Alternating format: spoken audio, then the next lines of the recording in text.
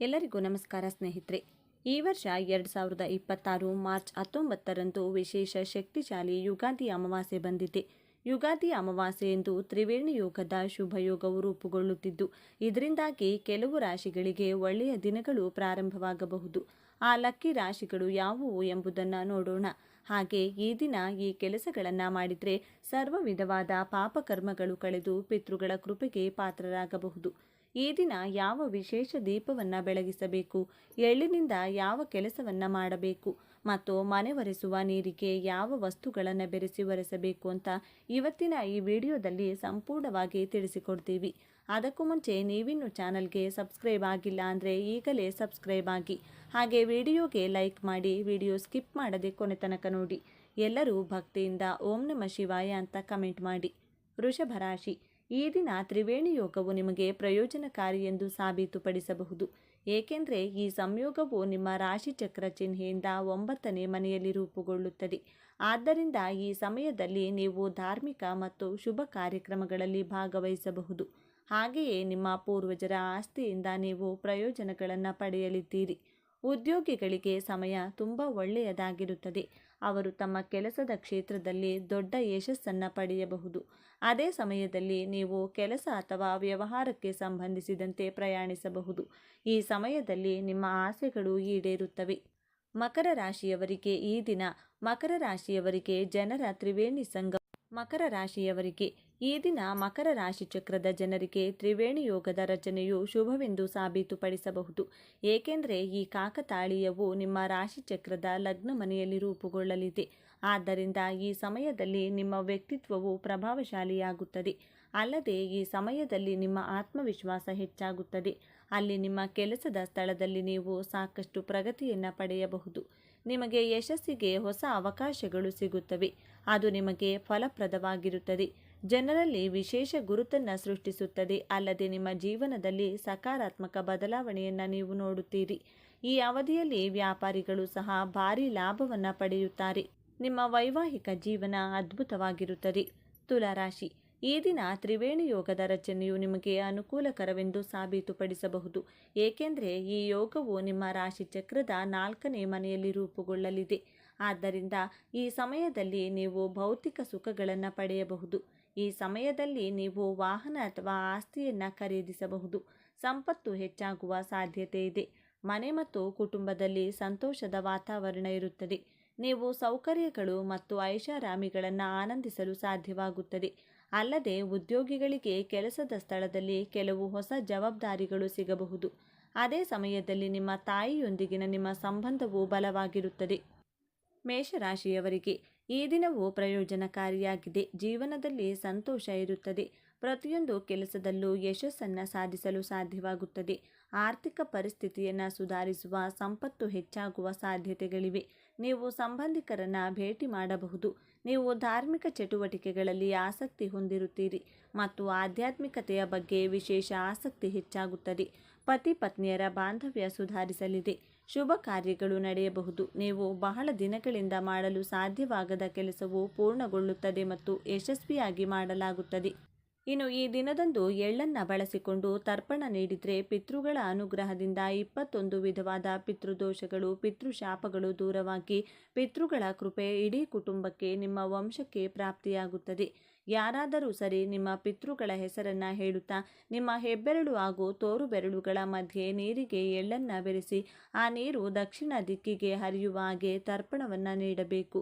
ಪಿತೃಗಳ ಕೃಪೆ ಇಲ್ಲವೆಂದರೆ ನಾನಾ ಕಷ್ಟಗಳನ್ನು ಅನುಭವಿಸಬೇಕಾಗುತ್ತದೆ. ಸಾಮಾನ್ಯವಾಗಿ ಈ ದಿನ ಪಿತೃಗಳ ಸ್ಮರಣೆಯನ್ನು ಮಾಡಿಕೊಳ್ಳಬೇಕು. ಆದರೆ ಈ ದಿನ ಪಿತೃಗಳ ಕಾರ್ಯ ಸ್ಮರಣೆಯನ್ನು ಮಾಡಿದರೆ ಅದು ಎಂಥದ್ದೇ ಪಿತೃದೋಷ, ಪಿತೃಶಾಪಗಳು ಇದ್ದರೂ ಸುಲಭವಾಗಿ ದೂರವಾಗಿ ಪಿತೃಗಳ ಸಂಪೂರ್ಣ ಅನುಗ್ರಹ ಇಡೀ ಕುಟುಂಬಕ್ಕೆ ಪ್ರಾಪ್ತಿಯಾಗುತ್ತದೆ. ಈ ದಿನ ದೇವಾಲಯದಲ್ಲಿರುವಂಥ ಅರಳಿ ವೃಕ್ಷದ ಮುಂದೆ ಜಲದಿಂದ ಶುಚಿ ಮಾಡಿ ಅಕ್ಕಿ ಹಿಟ್ಟಿನಿಂದ ಚಿಕ್ಕ ರಂಗೋಲಿಯನ್ನು ಬರೆದು ಅದರ ಮೇಲೆ ಒಂದು ದೊಡ್ಡ ಮಣ್ಣಿನ ದೀಪವನ್ನು ಇಟ್ಟು ಸಾಸಿವೆ ಎಣ್ಣೆಯನ್ನು ಹಾಕಿ 2 ಬತ್ತಿಗಳನ್ನು ಒಂದು ಬತ್ತಿಯಾಗಿ ಮಾಡಿ ಅದೇ ರೀತಿ 12 ಬತ್ತಿಗಳನ್ನು ಬಿಡಿ ಬಿಡಿಯಾಗಿ ಜೋಡಿಸಿ ದೀಪಾರಾಧನೆಯನ್ನು ಮಾಡಬೇಕು. ಇದರಿಂದಲೂ ಕೂಡ ಜಾತಕ ದೋಷಗಳು, ಪಿತೃದೋಷಗಳು ಬಹಳ ಸುಲಭವಾಗಿ ದೂರವಾಗುತ್ತೆ. ಹಣಕಾಸಿನ ಸಮಸ್ಯೆ ಇದ್ದವರು ಯಾವ ಕೆಲಸಕ್ಕೆ ಕೈ ಹಾಕಿದರೂ ಯಶಸ್ಸು ಸಿಗುತ್ತಿಲ್ಲ ಅನ್ನೋದಾದರೆ ಅದೃಷ್ಟ ಕೂಡಿ ಬರಲು ಅರಳಿ ವೃಕ್ಷಕ್ಕೆ ಈ ದಿನ ಅರಿಶಿನ ಬೆರೆಸಿರುವ ನೀರನ್ನು ತಪ್ಪದೇ ಅರ್ಪಿಸಬೇಕು. ಇದರಿಂದ ಯಾವುದೇ ಅಡೆತಡೆಗಳಿದ್ದರೂ ದೂರವಾಗಿ ಎಲ್ಲ ಕೆಲಸದಲ್ಲೂ ಲಾಭ ಹಾಗೂ ಅದೃಷ್ಟ ಕೂಡಿ ಬರುತ್ತದೆ. ಈ ದಿನ ಸ್ವಯಂ ಪಾಕ ದಾನ ನೀಡಿ. ಬ್ರಾಹ್ಮಣರಿಗೆ ಅವಶ್ಯಕತೆ ಇದ್ದವರಿಗೆ ಒಂದು ದಿನಕ್ಕಾಗುವ ಅಡುಗೆ ಪದಾರ್ಥಗಳು ಅಥವಾ ಒಂದು ಹೊತ್ತಿನ ಊಟಕ್ಕಾಗುವಂತಹ ಅಡುಗೆ ಸಾಮಗ್ರಿಗಳನ್ನು ನೀಡಬೇಕು. ಅಕ್ಕಿ, ಬೇಳೆ, ತರಕಾರಿ, ಉಪ್ಪು, ಎಣ್ಣೆ, ಸೊಪ್ಪು, ಹಣ್ಣುಗಳು ಹೀಗೆ ಅಡುಗೆ ಸಾಮಗ್ರಿಗಳನ್ನು ದಕ್ಷಿಣೆ ಸಮೇತ ನೀಡಿದರೆ ತುಂಬ ಉತ್ತಮ. ಈ ದಿನ ಗೋಮಾತೆಗೆ ಪಿತೃಗಳ ಹೆಸರನ್ನು ಹೇಳಿಕೊಂಡು ಕುಟುಂಬದಲ್ಲಿ ಯಾರಾದರೂ ಒಬ್ಬರಾದರೂ ಸರಿ ಹಸಿರು ಹುಲ್ಲನ್ನು ತಿನ್ನಿಸಬೇಕು. ಇದರಿಂದ ಇಡೀ ಕುಟುಂಬಕ್ಕೆ ಅದೃಷ್ಟ ಕೂಡಿ ಬರುತ್ತದೆ, ಪಿತೃದೋಷ ದೂರವಾಗುತ್ತದೆ. ಈ ಅಮಾವಾಸ್ಯೆಯ ದಿನ ದುರ್ಗಾದೇವಿಯ ದರ್ಶನ ಹಾಗೂ ಪಂಚಮುಖಿ ಆಂಜನೇಯ ಸ್ವಾಮಿಯ ದರ್ಶನವನ್ನು ಮರೆಯದೆ ಮಾಡಿ. ಇದರಿಂದ ಸಕಲ ಶತ್ರು ಬಾಧೆಗಳು ದೂರವಾಗುತ್ತದೆ, ಕಠಿಣ ಕಷ್ಟಗಳಿಂದ ಸುಲಭವಾಗಿ ಹೊರಬರಬಹುದು. ಬೆಳಿಗ್ಗೆ ಸಂಜೆ 2 ಸಮಯದಲ್ಲೂ ವಿಷ್ಣು ಸಹಸ್ರನಾಮ ಹಾಗೂ ಲಕ್ಷ್ಮೀ ಅಷ್ಟೋತ್ತರ ಪಾರಾಯಣವನ್ನು ಮಾಡಿ. ಮನೆ ಒರೆಸುವಂತಹ ನೀರಿಗೆ ಆಲಂ ಅಥವಾ ಸ್ಫಟಿಕವನ್ನು ಪುಡಿ ಮಾಡಿ ಆ ನೀರಿಗೆ ಬೆರೆಸಿ ಆ ನೀರಿನಿಂದ ವಿಶೇಷವಾಗಿ ಮನೆಯನ್ನು ಒರೆಸಿ. ಇದರಿಂದ ಮನೆಗೆ ಆಗಿರುವಂಥ ದೃಷ್ಟಿ ನಕಾರಾತ್ಮಕ ಶಕ್ತಿಗಳು ದೂರವಾಗುತ್ತದೆ. ಈ ದಿನ ಅತಿ ಮುಖ್ಯವಾಗಿ ಕನಿಷ್ಠ 11 ಜನಕ್ಕೆ ಅನ್ನದಾನವನ್ನು ಮಾಡಿ. ಅವಶ್ಯಕತೆ ಇದ್ದವರಿಗೆ ಕಂಬಳಿಯ ದಾನ ಮಾಡಿ. ಇದರಿಂದ ವಿಶೇಷ ಪುಣ್ಯ ಫಲಗಳು ಪ್ರಾಪ್ತಿಯಾಗುತ್ತದೆ.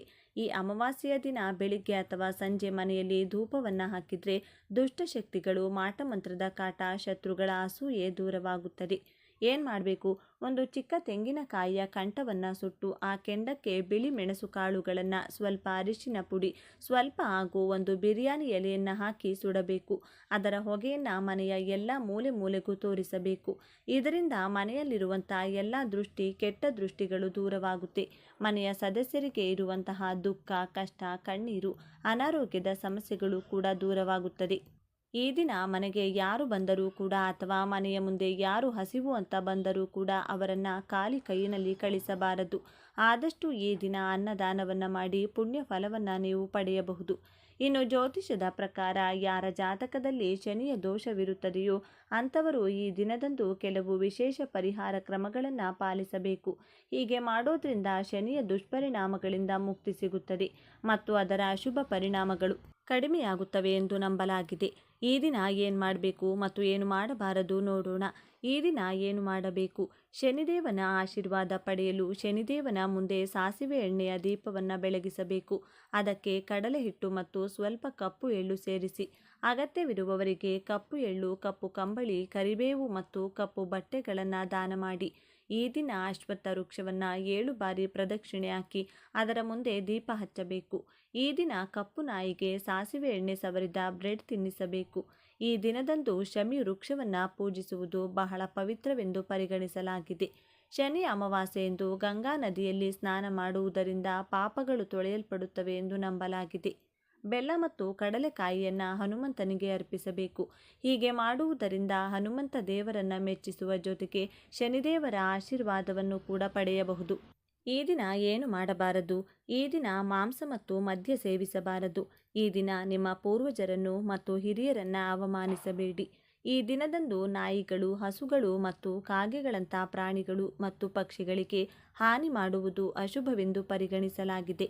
ಈ ದಿನ ಕೂದಲು, ಗಡ್ಡ ಮತ್ತು ಉಗುರುಗಳನ್ನು ಕತ್ತರಿಸಬಾರದು. ಹೀಗೆ ಮಾಡುವುದರಿಂದ ಗ್ರಹದೋಷಗಳು ಉಂಟಾಗುತ್ತವೆ ಎಂದು ನಂಬಲಾಗಿದೆ. ಕಬ್ಬಿಣದ ವಸ್ತುಗಳು, ಪಾದರಕ್ಷೆಗಳು ಅಥವಾ ಶನಿಗೆ ಸಂಬಂಧಿಸಿದ ವಸ್ತುಗಳನ್ನು ಖರೀದಿಸಬಾರದು. ಶನಿ ದೋಷವಿದ್ದರೆ ಬದುಕಿನಲ್ಲಿ ಸಾಕಷ್ಟು ಸಮಸ್ಯೆಗಳನ್ನು ಎದುರಿಸಬೇಕಾಗುತ್ತದೆ. ಈ ಕಾರಣಕ್ಕೆ ಈ ದಿನ ಈ ಮೇಲೆ ಹೇಳಿದ ನಿಯಮಗಳನ್ನು ತಪ್ಪದೇ ಪಾಲಿಸಬೇಕು. ಇಂತಹ ವಿಶೇಷವಾದಂಥ ಈ ಮಾಹಿತಿ ನಿಮಗೆ ಇಷ್ಟವಾದರೆ ತಪ್ಪದೇ ಈ ವಿಡಿಯೋಗೆ ಒಂದು ಲೈಕನ್ನು ಕೊಟ್ಟು ನಿಮ್ಮ ಇಷ್ಟ ದೇವರ ಹೆಸರನ್ನು ಬರೆದು ಪ್ರತಿಯೊಬ್ಬರಿಗೂ ಕೂಡ ಈ ವಿಡಿಯೋವನ್ನು ಶೇರ್ ಮಾಡಿ. ಹಾಯ್ ವೀಕ್ಷಕರೇ, ನಮಸ್ಕಾರ. ತ್ರಿಮೂರ್ತಿಗಳಲ್ಲಿ ಮಹಾಶಿವನಿಗೆ ಅತ್ಯಂತ ಪೂಜ್ಯನೀಯ ಸ್ಥಾನವಿದೆ. ಶಿವನನ್ನ ಆದಿದೇವ ಎಂತಾರೆ. ಸ್ವಯಂಭೂ ಎಂಬ ಹೆಸರು ಸಹ ಆತನಿಗಿದೆ. ಸ್ವಯಂಭೂ ಎಂದರೆ ತಂತಾನೇ ಉದ್ಭವಗೊಂಡ ಮಹಾದೇವ ಎಂದರ್ಥ. ಆತನಿಗೆ ಆದಿ ಅಂತ್ಯಗಳಿಲ್ಲ, ಹುಟ್ಟು ಸಾವುಗಳಿಲ್ಲ. ಬ್ರಹ್ಮಾಂಡದ ಆದಿ ಅಂತ್ಯ ಎರಡೂ ಸಹ ಶಿವನೇ. ತ್ರಿಮೂರ್ತಿಗಳಲ್ಲಿ ಶಿವನೇ ಶ್ರೇಷ್ಠ. ಅವನ ಕೆಲಸವೇ ನಾಶ. ಲಯಕಾರಕನಾದ ಶಿವನು ಕೆಟ್ಟದ್ದನ್ನು ಕ್ಷಣದಲ್ಲಿಯೇ ಧ್ವಂಸ ಮಾಡಬಲ್ಲ. ತನ್ನ 3ನೇ ಕಣ್ಣಿನಿಂದ ಇಡೀ ಸಮಸ್ತ ಸೃಷ್ಟಿಯನ್ನೇ ಸುಟ್ಟು ಬೂದಿ ಮಾಡುವ ಶಕ್ತಿ ಅವನಿಗಿದೆ. ಶಿವ ಕರುಣಾಶೀಲ, ಭಕ್ತ ಪರಾಧೀನ, ನಿರಾಡಂಬರ ವ್ಯಕ್ತಿ, ಸರಳ ಸಜ್ಜನ, ಮಹಾಜ್ಞಾನಿ, ಸ್ಮಶಾನವಾಸಿ. ಹೀಗೆ ಶಿವನನ್ನ ಎಷ್ಟು ವರ್ಣಿಸಿದರೂ ಸಹ ಸಾಲದು. ಪುರಾಣದಲ್ಲಿ ಶಿವನ ವರ್ಣನೆಗೆಂದೇ ಸಹಸ್ರಾರು ಶ್ಲೋಕಗಳಿದೆ. ಪುರಾಣವೇ ಅವನ ಗುಣಗಾನಕ್ಕಾಗಿ ರಚಿಸಲಾಗಿದೆ. ಶಿವ ಎಂಬ ಹೆಸರಿನ ಮೊದಲ ಉಲ್ಲೇಖ ನಮ್ಮಲ್ಲಿ ಬರುವುದು ಕ್ರಿಸ್ತಪೂರ್ವದಿಂದ 1700ರ ನಡುವೆ ರಚಿತವಾದ ಋಗ್ವೇದದಲ್ಲಿ. ಅವನ ಪ್ರಾಚೀನ ಆಕೃತಿಯ ಚಿತ್ರಣವಿರುವ ಮುದ್ರೆಯು ಮೊದಲು ಪತ್ತೆಯಾಗಿದ್ದು ಹರಪ್ಪ ಮೆಹಂಜೋದೊರದ ಉತ್ಖನನಗಳ ಪಳಿಕೆಯಲ್ಲಿ. ಈ ಮುದ್ರೆಯು ಬಳಪದ ಕಲ್ಲಿನಲ್ಲಿ ತಯಾರಿಸಿದ್ದು. ಈ ಮುದ್ರೆಯನ್ನ ಪಶುಪತಿ ಮುದ್ರೆ ಅಂತ ಹೆಸರಿಸಿದ್ದಾರೆ. ಶಿವನನ್ನ ನಾನಾ ಹೆಸರುಗಳಿಂದ ಕರೆಯಲಾಗುತ್ತದೆ. ಪುರಾಣಗಳಲ್ಲಿ ಅವನ ಒಟ್ಟು 64 ಸ್ವರೂಪಗಳ ಬಗ್ಗೆ ವಿವರವಿದೆ. ಈ ಒಂದೊಂದು ರೂಪದ ಹಿಂದೆ ಒಂದೊಂದು ಅರ್ಥ ಹಾಗೂ ಹಿನ್ನೆಲೆ ಇದೆ. ಇವತ್ತಿನ ಈ ವಿಡಿಯೋದಲ್ಲಿ ಶಿವನ 10 ಪ್ರಮುಖ ಸ್ವರೂಪಗಳ ಬಗ್ಗೆ ಹಾಗೂ ಆ ಹೆಸರುಗಳ ಅರ್ಥ ಹಾಗೂ ಹಿನ್ನೆಲೆಯ ಬಗ್ಗೆ ತಿಳಿಯೋಣ. ಇವುಗಳನ್ನು ಶಿವನ ಅವತಾರಗಳೆಂದು ಸಹ ಕರೆಯುತ್ತಾರೆ. ಮೊದಲನೆಯದ್ದು ನಂದಿ ಅಥವಾ ನಂದೀಶ್ವರ. ಇದು ಶಿವನ ಅವತಾರಗಳಲ್ಲಿ ಒಂದು. ಶಿವ ನಂದೀಶ್ವರನಾದುದರ ಹಿಂದೆ ಅದರದ್ದೇ ಆದ ಕಥೆ ಇದೆ. ಈ ಹಿಂದೆ ಶಿಲಾದಮುನಿ ಎಂಬಾತ ಅತಿ ದೊಡ್ಡ ಶಿವಭಕ್ತನಾಗಿದ್ದ. ಒಮ್ಮೆ ಶಿವನ ಕುರಿತು ಅವನು ಅಖಂಡ ತಪಸ್ಸನ್ನಾಚರಿಸಿ ಅವನ ಭಕ್ತಿಗೆ ಮೆಚ್ಚಿದ. ಶಿವನು ಅವನಿಗೆ ಚಿರಂಜೀವಿಯಾದ ಮಗನನ್ನ ಕರುಣಿಸಿದ. ಅವನ ಮಗನಾಗಿ ತಾನೇ ನಂದಿ ಎಂಬ ಹೆಸರಿನಲ್ಲಿ ಜನಿಸಿದ. ಶಿವನು ತನ್ನ ಭಕ್ತನ ಕೋರಿಕೆಯನ್ನ ತಾನೇ ಅವನ ಮಗನ ರೂಪದಲ್ಲಿ ಜನಿಸುವ ಮೂಲಕ ಈಡೇರಿಸಿದ್ದ. ನಂದಿಯು ಶಕ್ತಿ ಹಾಗೂ ಭಕ್ತಿಯ ಪ್ರತೀಕ. ಪ್ರತಿಯೊಂದು ಶಿವನ ದೇಗುಲದಲ್ಲಿಯೂ ಸಹ ಲಿಂಗದ ಎದುರಿಗೆ ಮಲಗಿದ ನಂದಿ ಇರುತ್ತದೆ. ಇದರ ಮಾನವ ಸ್ವರೂಪವೇ ನಂದಿಕೇಶ್ವರ. 4 ಕೈಗಳಿರುವ ನಂದಿಯ 2 ಕೈಗಳು ಮಡಚಿಕೊಂಡಿದ್ರೆ ಇನ್ನೆರಡು, ಒಂದರಲ್ಲಿ ಕೊಡಲಿ ಹಾಗೂ ಇನ್ನೊಂದರಲ್ಲಿ ಸಾರಂಗಗಳಿರುತ್ತವೆ. ಶಿವನ ಆವಾಸ ಸ್ಥಾನವಾದ ಕೈಲಾಸ ಕಣಿವೆಯ ದ್ವಾರಪಾಲಕನಾಗಿ ನಂದಿಗೆ ಶಾಶ್ವತವಾದ ಕೆಲಸವಿದೆ. ಸದಾಶಿವನ ಸನ್ನಿಧಿಯಲ್ಲಿರುವ ನಂದಿಯು ಸದಾಕಾಲ ಮಹಾದೇವನನ್ನ ಸುತ್ತಿಸುತ್ತಾ ಶಿವನ ಮುಂದೆ ಮಂಡಿಯೂರಿ ವಿನಮ್ರ ಭಾವದಿಂದ ಕುಳಿತಿರುತ್ತದೆ. ಪ್ರತಿ ಶಿವನ ಭಕ್ತರಲ್ಲೂ ಸಹ ಇರಬೇಕಾದ ಶರಣಾಗತ ಭಾವ ಹಾಗೂ ಭಕ್ತಿಯ ತದ್ಯಾತ್ಮ ಭಾವದ ಸಂಕೇತವಿದು.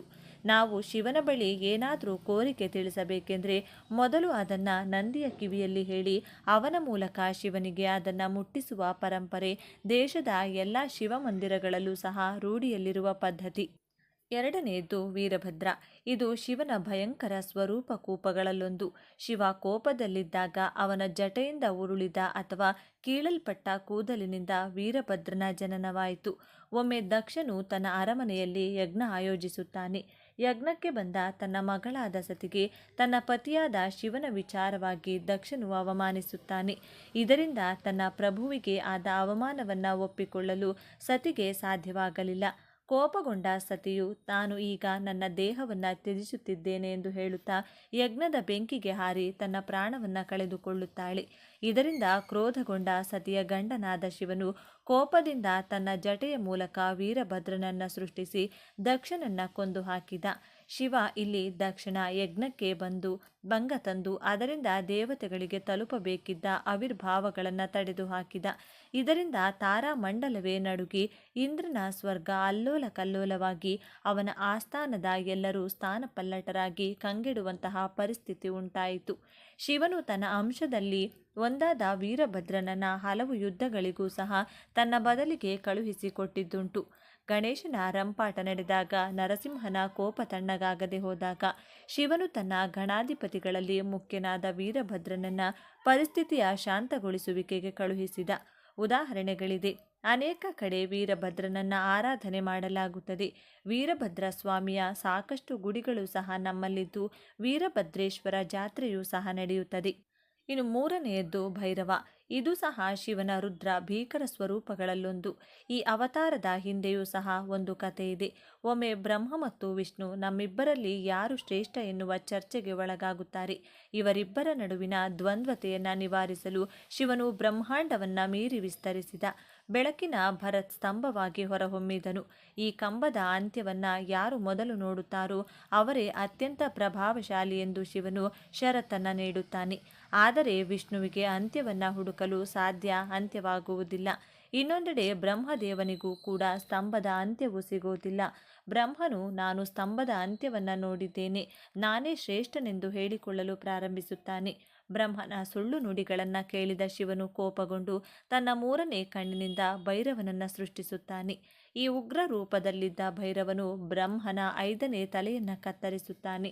ನಂತರ ಬ್ರಹ್ಮನು ತಾನು ಹೇಳಿದ ಸುಳ್ಳಿಗೆ ಪ್ರಾಯಶ್ಚಿತ್ತವನ್ನು ಕೋರಿದನು.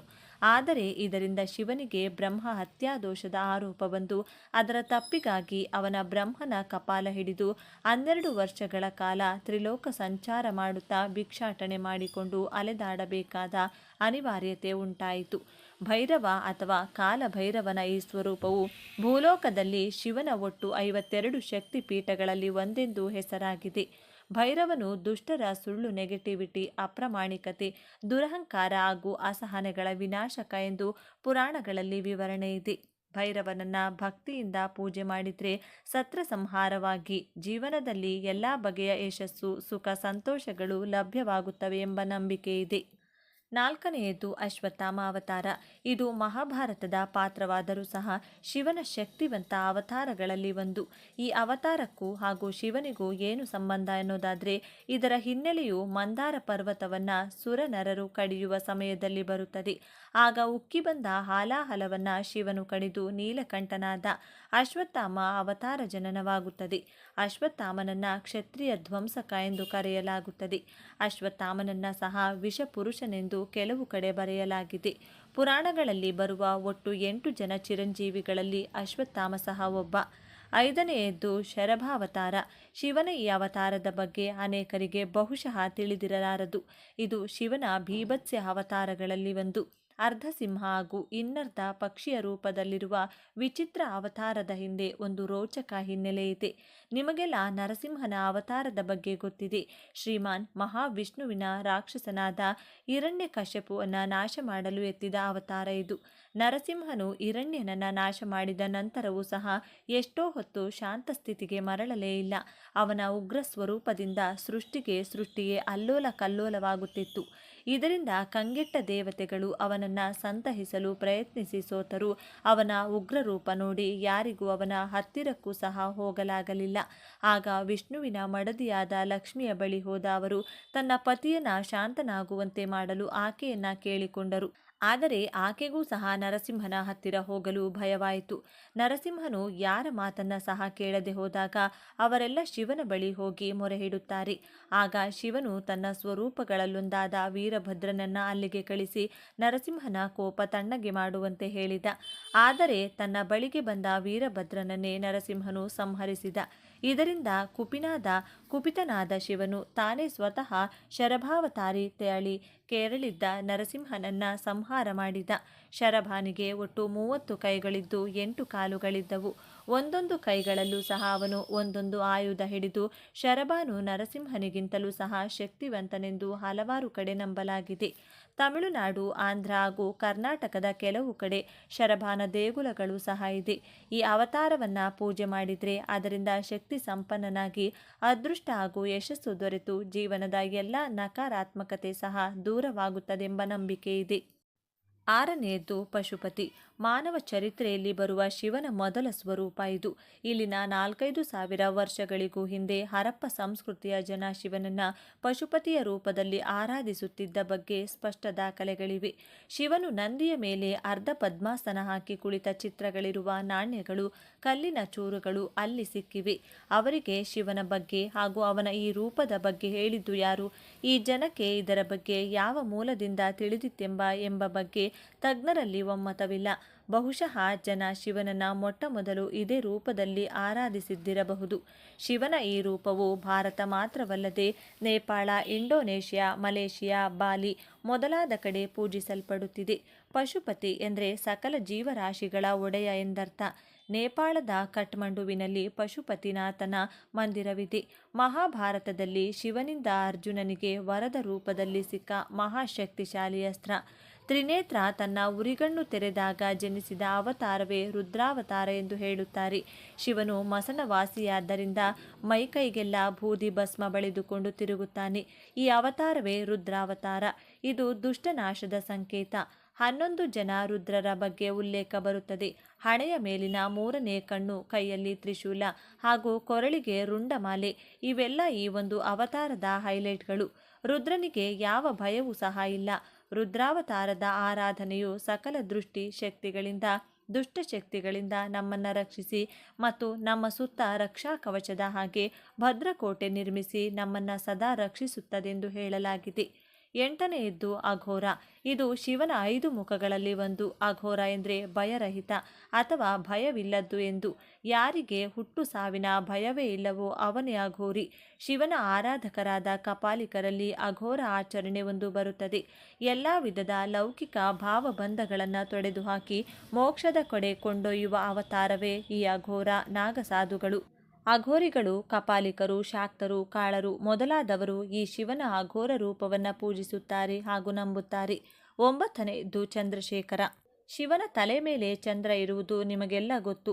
ಆದ್ದರಿಂದಲೇ ಅವನಿಗೆ ಚಂದ್ರಶೇಖರ, ಇಂದ್ರಾಧರ, ಇಂದುಶೇಖರ, ಇಂದೋದರ, ಶಶಿಧರ, ಶಶಿಶೇಖರ ಮೊದಲಾದ ಹೆಸರುಗಳು ಚಾಲ್ತಿಯಲ್ಲಿದೆ. ಚಂದ್ರಶೇಖರ ಎಂದರೆ ಚಂದ್ರನನ್ನ ಮುಡಿಯ ಮೇಲೆ ಆಭರಣದಂತೆ ಮುಡಿದವನು ಎಂದರ್ಥ. ಕಡಲನ್ನ ಕಡೆಯುವ ಸಮಯದಲ್ಲಿ ಸಾಗರದಿಂದ ಮೇಲಿದ್ದ ಚಂದ್ರನನ್ನ ಶಿವನು ತಾನೇ ಹೊತ್ತುಕೊಂಡು ಚಂದ್ರಶೇಖರನಾದ.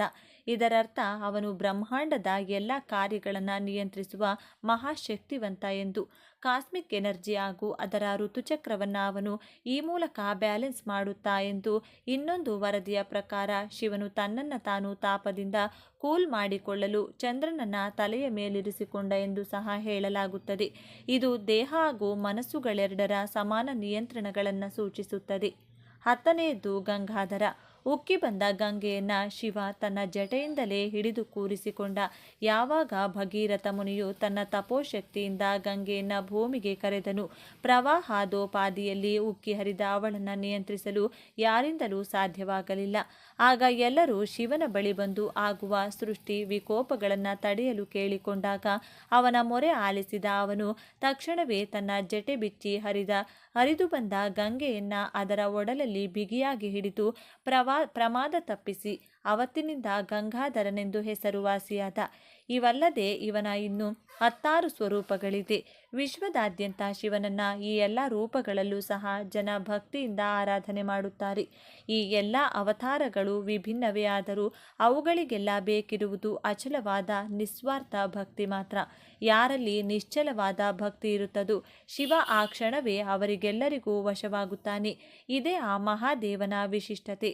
ಇದಿಷ್ಟು ಈ ವಿಡಿಯೋದಲ್ಲಿ ಹೇಳಬಹುದಾದ ವಿವರಣೆ. ನೀವು ಕೂಡ ಶಿವಭಕ್ತರಾಗಿದ್ದರೆ ಕಮೆಂಟ್ ಮಾಡಿ. ಮತ್ತೊಂದು ವಿಡಿಯೋದಲ್ಲಿ ಸಿಗೋಣ. ಅಲ್ಲಿಯವರೆಗೂ ನಮಸ್ಕಾರ. ಎಲ್ಲರೂ ಭಕ್ತಿಯಿಂದ ಓಂ ನಮಃ ಶಿವಾಯ ಎಂದು ಕಮೆಂಟ್ ಮಾಡಿ. ಧನ್ಯವಾದಗಳು.